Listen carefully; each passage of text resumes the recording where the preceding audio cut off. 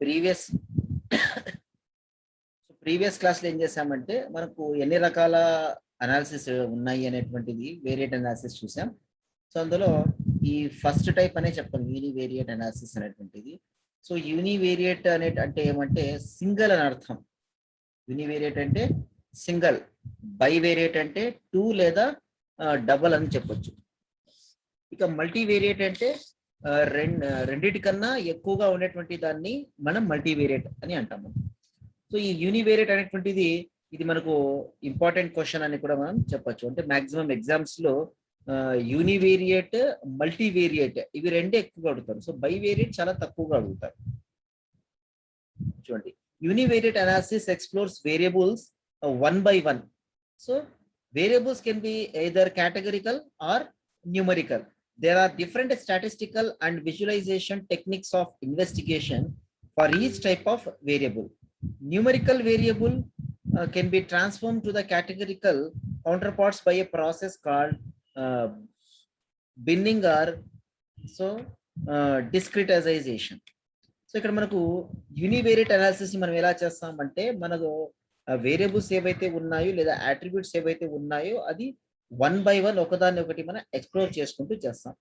రెండవది ఏమి అంటే మన దగ్గర వేరియబుల్స్ ఏవైతే ఉన్నాయో సో ఆ వేరియబుల్స్ ని మనం కేటగిరికల్ గా లేదా న్యూమరికల్ గా మనం చేసుకోవచ్చు.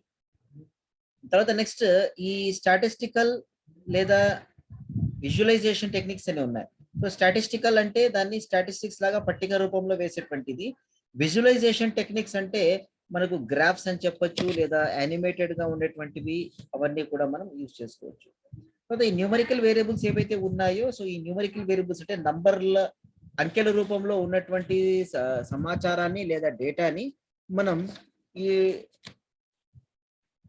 కేటగిరికల్ దానికి ట్రాన్స్ఫార్మ్ చేసుకోవచ్చు. తర్వాత నెక్స్ట్ మనకు ఈ వేరియబుల్స్ లో నుంచే యూనివేరియట్ లోనే మళ్ళీ మనకు డిఫరెంట్ టైప్స్ ఉన్నాయి. సో ఆ డిఫరెంట్ టైప్స్ గురించి చూద్దాం. సో యూనివేరియట్ లో మనకు ఉన్నటువంటి టైప్స్ లో మనం తీసుకుంటే సో ఇందాక చెప్పాము కదా కేటగిరికల్ అండ్ న్యూమరికల్ అని చెప్పేసి.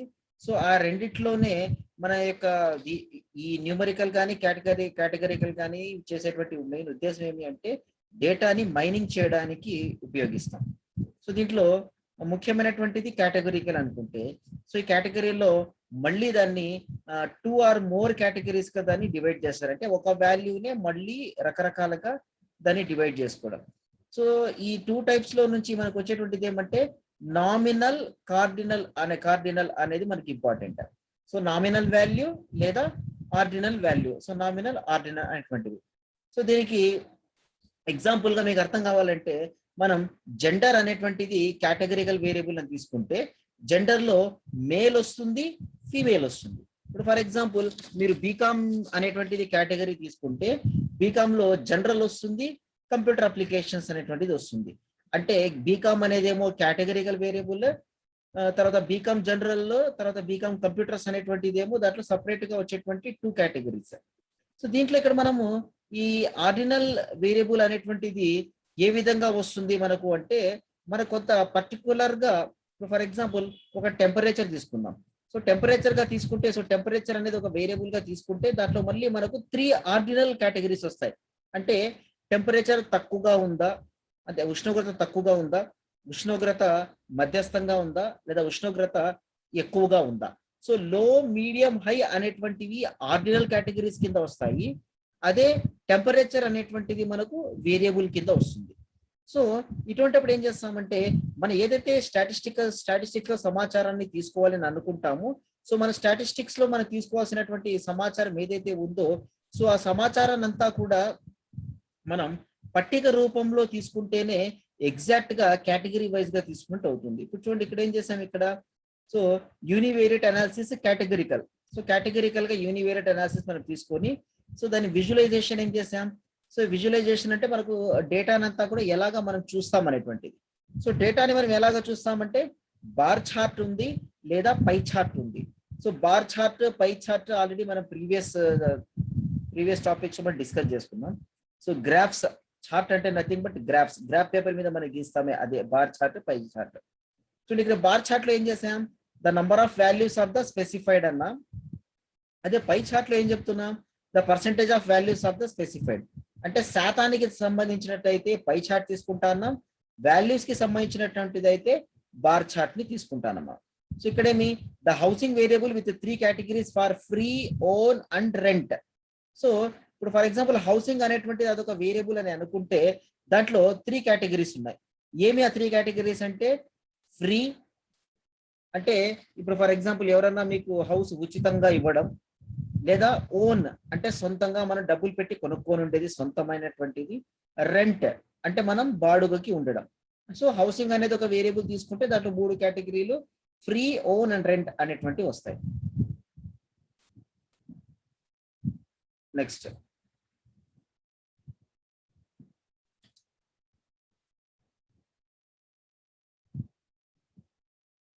So next page. Okay, screen కనపడుతుందా ఇప్పుడు? స్క్రీన్ కనపడుతుంది ఏమందరికి? కనపడుతుంది సార్. ఓకే మా. ఇప్పుడు చూడండి, ఇందాక ఇప్పుడు మనం అక్కడ హౌసింగ్ అనేది చెప్పాం కదా. సో మనం హౌసింగ్ ఏదైతే చెప్పామో దాని యొక్క ఫస్ట్ మొట్టమొదటి తీసుకొచ్చింది ఏమంటే మనము ఫ్రీక్వెన్సీ టేబుల్. సో ఈ ఫ్రీక్వెన్సీ టేబుల్ మనం తీసుకుంటే హౌసింగ్ లో కౌంట్ ఎంతమంది అంటే మొత్తం ఎంతమంది ఉన్నారు, తర్వాత కౌంట్ యొక్క పర్సంటేజ్ ఏముంది అంటే ఇందాక చెప్పాం కదా, వాల్యూస్ కన్నా తీసుకోవాలా లేదంటే పర్సంటేజ్ కన్నా తీసుకోవాలా అని చెప్పేసి. సో ఇప్పుడు ఫ్రీగా ఉండేటువంటిది 96 మంది ఉన్నారు, దాంట్లో 10.67% ఉన్నారు. తర్వాత సొంతిల్లు ఉన్నటువంటి వాడు 641 మంది ఉన్నారు. సో మనం ఇది 71.22%గా తీసుకుంటాం. అదే రెంట్ ఉండేటువంటి వారు 163 ఉన్నారు, అంటే 18.11% ఉన్నారు. వీటినే మనం విజువలైజేషన్ అంటే ఇప్పుడు ఇది ఇక్కడ పట్టిక రూపంలో కాకుండా డయాగ్రామ్ రూపంలో, గ్రాఫ్స్ రూపంలో చూపించేటువంటి దాన్ని విజువలైజేషన్ అని చెప్పేసి అంటాం మనం. సో విజువలైజేషన్ లో ఫస్ట్ మనం బార్ చార్ట్ అని చెప్పాం కదా, సో దీన్నే మనం బార్ చార్ట్ అంటాం. సో ఇక్కడ ఏం చేసాం, ఇక్కడ ఎక్స్ యాక్సిస్, వై యాక్సిస్ లేదా ఎక్స్ అక్షము, వై అక్షము అంటాం. సో ఈ ఎక్స్ యాక్సిస్, వై యాక్సిస్ ఏం రాసాం, ఎక్స్ యాక్సిస్ లో కేటగిరీ రాసాం, అంటే ఓన్ హౌసా, రెంటెడ్ హౌసా లేదా ఫ్రీగా ఉన్నారా. తర్వాత వై యాక్సిస్ లో ఏం రాసాం, 0, 100, 200, 300, 400, 500, 600, 700. మరి ఇక్కడ 7 వరకు ఎలా రాశారు ఎవరన్నా చెప్పండి. ఇక్కడ ఐ మీన్ లాస్ట్ వాల్యూ 700 రాసాం. ఎందుకు 700 రాసాం, 700 కన్నా ఎక్కువ ఎందుకు రాయలేదు, 700 కన్నా తక్కువ ఎందుకు రాయలేదు చెప్పండి ఎవరన్నా.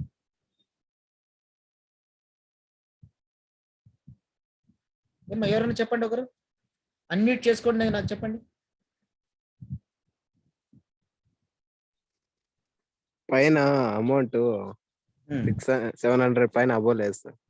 Very good. సో ఇక్కడ ఇది అమౌంట్ కాదు, ఎంతమంది జనాలు అనుకోండి ఇది. సో 96 మంది, 641 మంది, 163 మంది. సో ఇక్కడ ఏమంటే హైయెస్ట్ వాల్యూ ఎంత ఉందంటే 641 హైయెస్ట్ వాల్యూ ఉంది కాబట్టి సో దాన్ని రౌండ్ ఫిగర్ గా తీసుకుంటే 700 తీసుకుంటాను. సో అప్పుడు ఏమవుతుంటే గ్రాఫ్ 641 అంటే దాదాపుగా 600కి 700కి దాదాపుగా దగ్గరకు వస్తుంది. ఎందుకంటే 650 అనేది ఈ రెండింటికి మధ్యలో వస్తుంది కాబట్టి. సో మనం గ్రాఫ్ లో ఎక్కువ వాల్యూస్ ని మనం తీసుకోలేదు. Yes, very good. సో అదే విధంగా ఇక్కడ పర్సంటేజ్ ఉంది ఇక్కడ. సో ఇక్కడ ఇదేం చెప్పండి, ఇది what is this, what is this diagram? Pie chart. Pie chart. So how we are going to draw a pie chart?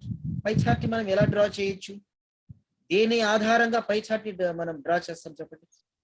Rounder. కాదు కాదు, టేబుల్ వైజ్ గా సార్, ఏమా టేబుల్ వైజ్ గా తీసుకోవచ్చు లేదా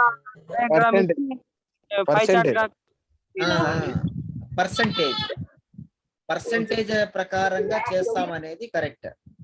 సో ఇక్కడ మీరు గమనించేటైతే మీరు కాంటే క్యాల్కులేటర్ తీసుకొని 10.67 ప్లస్ 10.67 ప్లస్ 71.22 ప్లస్ 18.11 వీటిని మీరు క్యాల్కులేటర్ లో కౌంట్ చేస్తే మీకు ఎగ్జాక్ట్ గా 100 అనేది వస్తుంది. అంటే ఇక్కడ చెప్పేటువంటి ఉద్దేశం ఏమంటే పై చార్ట్ అనేటువంటిది ఎప్పటికీ కూడా శాతంగానే వస్తుంది. ఆ శాతం కూడా హైయెస్ట్ ఎంత వస్తుంది అంటే 10 మాత్రమే వస్తుంది. ఓకేనా?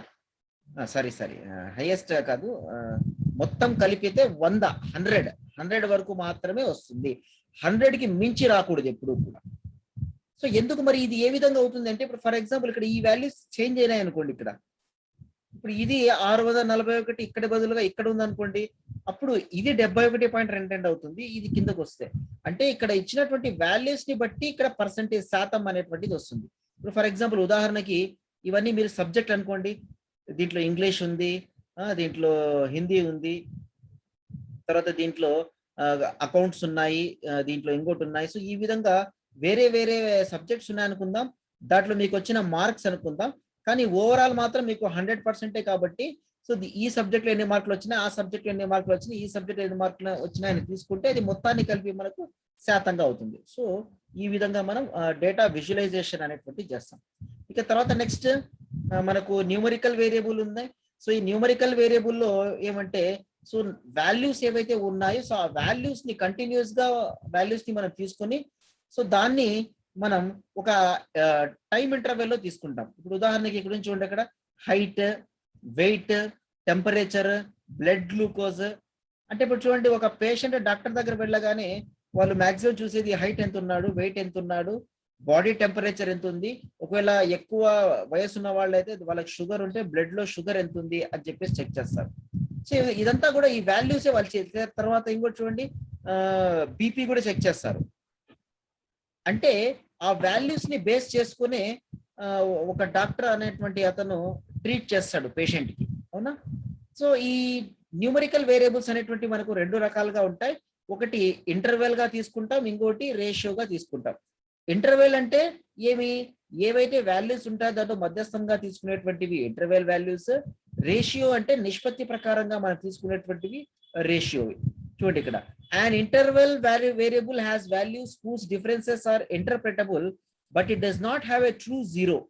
సో దీంట్లో ఈ వాల్యూస్ ఏముంటుందంటే మనం ఇంటర్నల్ గా వాల్యూబుల్స్ తీసుకుంటాం కానీ దాంట్లో జీరో అనేది ఉండదు. A good example is temperature in centigrade degrees. So ఇప్పుడు చూడండి, ఇప్పుడు దీంట్లో ఇప్పుడు మనం థర్మామీటర్ పెట్టి మనం చూసినట్టయితే మనకు దాంట్లో సెంటిగ్రేడ్ లో మనం టెంపరేచర్ ని తీసుకుంటాం, కానీ అది ఎప్పటికీ జీరో అనేది కాదు, అవునా? అంటే ఒక మనిషికి ఉంటే లో టెంపరేచర్ అన్న ఉంటుంది లేదా హై టెంపరేచర్ అన్న ఉంటుంది, కానీ జీరో అనేటువంటిది కాదు. ఇక జీరో అనేటువంటిది ఎందుకు కాదు అంటే అది ఫిక్స్డ్ కాబట్టి. Next, data on an interval scale can be added and subtracted but cannot be meaningfully multiplied or divided. For example, we cannot say that one day is twice as hot as another day. ఇప్పుడు చూడండి, ఇక్కడ కొన్నిసార్లు ఏమవుతుంది, మనం ఏదైతే information చెప్తున్నామో so ఆ information ని మనం ఎక్కువగా యాడ్ చేయలేం లేదా సబ్స్ట్రాక్ట్ చేయలేం, ఎందుకంటే దానికి మీనింగ్ఫుల్ గా మల్టిప్లైడ్ కానీ డివైడ్ కానీ చేయలేం. ఇప్పుడు ఏ విధంగా చెప్తున్నామంటే, ఒక రోజుని 2 రోజుల ఎండ ఈ రోజే ఉంది అనే విధంగా.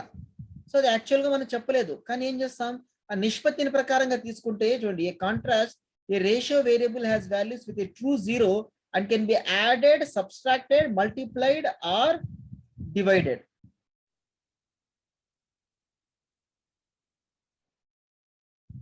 సో మనకి ఈ విధంగా అదే మన ఒక ఇక్కడ ఉన్న డయాగ్రామ్ ని మనం చూసినట్టయితే చూడండి, స్టాటిస్టిక్స్ లో కౌంట్ అనేటువంటిది ఒక ఫంక్షన్, స్టాటిస్టికల్ ఫంక్షన్. ఈ కౌంట్ అనేటువంటి ఫంక్షన్ మనం ఎక్సెల్ లో కూడా వాడతాం. దాని విజువలైజేషన్ ఏమంటే హిస్టోగ్రామ్. సో హిస్టోగ్రామ్ అనేటువంటిది వాడతాం. సో హిస్టోగ్రామ్ ఎలా ఉంటుందంటే, దాదాపుగా హాస్పిటల్స్ లో మీరు గ్రాఫ్ చూసింటారే, సో ఆ విధంగా హిస్టోగ్రామ్ ఉంటుంది. సో దీనికి ఈక్వేషన్ అనేది ఒకటి వాడుతున్నారు. ద డిస్క్రిప్షన్ ఏమి అంటే ద నంబర్ ఆఫ్ వాల్యూస్ అనేటువంటిది దాని యొక్క డిస్క్రిప్షన్ అని మనం చెప్పొచ్చు. ఇక తర్వాత నెక్స్ట్ అది ఎలాగుంటుంది అంటే, ఇప్పుడు చూడండి, ఇక్కడ ఒక బాక్స్ లో మీకు కంప్లీట్ గా మినిమం ఎంత ఉంటుంది, మాక్సిమం ఏమి, mean, median, mode, quantile, range, variance, standard deviation. So దీనికి సంబంధించినటువంటి అన్ని ఫార్ములాస్ తో పాటుగా మనకు ఉన్నాయి. సో చూడండి, ఇంకా ఏమున్నాయి, coefficient of deviation, skewness, histogram, తర్వాత కుర్టోసిస్ అనేటువంటివి అన్ని ఉన్నాయి. ప్రతి ఒక్క దానికి ఫార్ములాస్ అనేటువంటివి ఉన్నాయి ఇక్కడ. సో దేనికి ఏం ఫార్ములా వాడతాం, దేనికోసం వాడతాం అని పట్టిక రూపంలో మనకు నీట్ గా ఉంది. సో దీన్ని నేను పీడిఎఫ్ ఫైల్ నేను షేర్ చేస్తాను. సో దీని అంతా కూడా ఒకసారి బాగా స్టడీ చేయండి. సో డౌట్స్ ఏవైనా ఉంటే నాకు మళ్ళీ ఇన్ఫార్మ్ చేయండి, దాని క్లారిటీ నేను ఇస్తాను.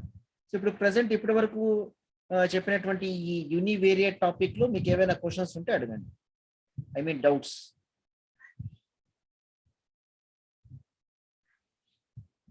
హలో ఏం లేదు. సరేమ్మా, అయితే నేను పీడిఎఫ్ పంపిస్తున్నా, పీడిఎఫ్ గా క్రియేట్ చేసి దీన్ని. Okay sir.